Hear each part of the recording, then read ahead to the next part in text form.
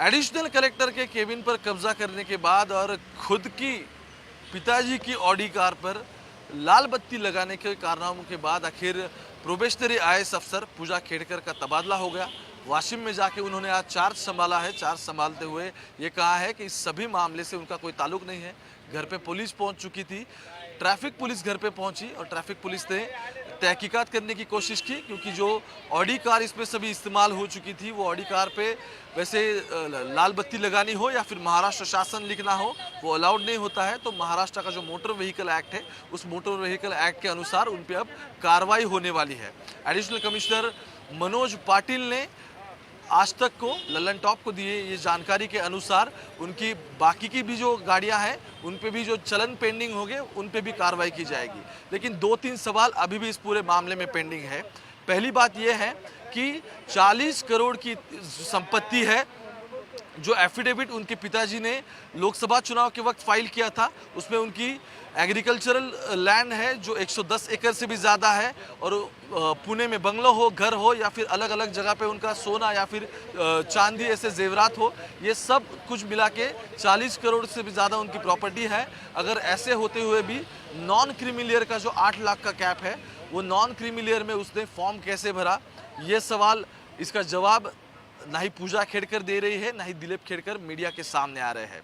इस मामले में जानकारी कैसे होगी ये जानना अहम पूर्ण रहेगा। दूसरा सबसे बड़ी बात यह है कि इस बार जब यूपीएससी के मतलब 2022 के जब ये एग्ज़ाम दिया था, 2023 में ये आईएएस बन गई और 24 में इनका पोस्टिंग हुआ था। पहले ही पोस्टिंग में इन्हें महाराष्ट्र कैडर मिला। उसके बाद जो होम टाउन है, जहां होम टाउन में मोस्टली आईएएस अफसरों को कुछ मतलब दिक्कत हो या फिर end of their retirement, end of their service posting मिलता है, तो इन्हें प्रोबेशनरी शुरू में ही पोस्टिंग मिला। शुरू में 1 महीना वो भंडारा में रही, फिर कुछ फ़ोन कॉल्स हुए, वो किसने किए, कैसे हुए, ये अभी तक सामने आया नहीं है। लेकिन बिहाइंड द कर्टन्स कुछ फ़ोन कॉल्स हुए और फिर एज अ प्रोबेशनरी पोस्टिंग करके वो पूना में आ गई। पूना में आने के बाद जिस तरह से उनका बिहेवियर रहा, उसके बाद कलेक्टर ने मुंबई में स्थित मंत्रालय में स्थित जो मुख्य सचिव है उन्हें लेटर लिखा और लेटर के बाद तबादला तो हो गया। लेकिन सबसे बड़ी बात यह है कि 2 अलग अलग चीज़ें हैं जिनमें जांच होनी अभी बाकी है। एक तो ट्रैफिक पुलिस जो कार पूजा खेड़कर इस्तेमाल कर रही थी उसके रिगार्डिंग जांच कर रही है। दूसरी ओबीसी का जो मामला है नॉन क्रिमिलियर का, उसमें जो मसूरी की लाल Bahadur Shastri academy administrative academy है वो इस सब में जांच करेगी। उसने ऑलरेडी डॉक्यूमेंट्स मंगवा लिए हैं पूजा खेड़कर से कि किस तरह से पूजा खेड़कर का इस पूरे मामले में कहना क्या है। और तीसरी आखिरी लेकिन सबसे अहम बात, क्योंकि ओबीसी का कोटा 2022 का था, उसमें 554 नंबर का जो आखिरी कैंडिडेट है जिसे आईएएस मिला था, लेकिन पूजा खेड़कर को 821 रैंक था। फिर भी जो हम कहेंगे कि स्पेशली बेंचमार्क रहता है जिसे पीडब्ल्यूबीडी ऐसा कहा जाता है, जो मल्टीपल डिसेबिलिटीज़ का जो कोटा रिजर्व रहता है, उसमें से पूजा खुद आईएएस बनी थी।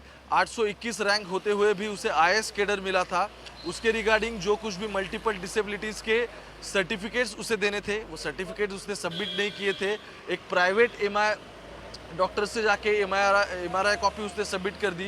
यूपीएससी ने किस बेसिस पे, किस हालात में ये कॉपी को कंसीडर किया, इसका सवाल ना ही अभी यूपीएससी दे रही है, ना ही पूजा खेड़कर के बारे में इस पर कोई बात करना चाह रहा है।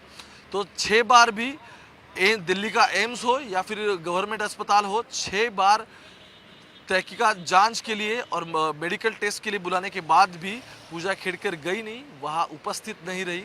उसके बाद जो प्राइवेट कॉपी सबमिट की गई, क्या उसकी तहकीकात होगी? और अगर वो सच नहीं होगी तो क्या जिस डॉक्टर ने ये सब प्रोवाइड किया था उसकी भी तहकीकात करेगी? और इस पूरे मामले में एक बात है कि अभी तक कोई पुलिस इन्वेस्टिगेशन शुरू नहीं हुआ है या गवर्नमेंट में इस पर अभी कुछ कर नहीं पा रही है, क्योंकि पूजा खेड़कर एक प्रोबेशनरी आईएएस अफसर है। प्रोबेशन पे होने के कारण वो महाराष्ट्र सरकार की पूरे तौर पे एम्प्लॉय नहीं है। She is not full time employ of Maharashtra government. और यही एक कारण है कि लाल बहादुर शास्त्री एडमिनिस्ट्रेटिव इंस्टीट्यूट जो मसूरी की है, जहाँ ये आईएएस अफसरों का सब ट्रेनिंग चलता है, उन्हीं के अंडर उनकी सब जो प्रोबेशन का जो सब कार्यकाल होता है वो सब चलता है। और इस पूरे मामले में अब वही एकेडमी है जो ये तहकीकात को आगे लेके जाएगी।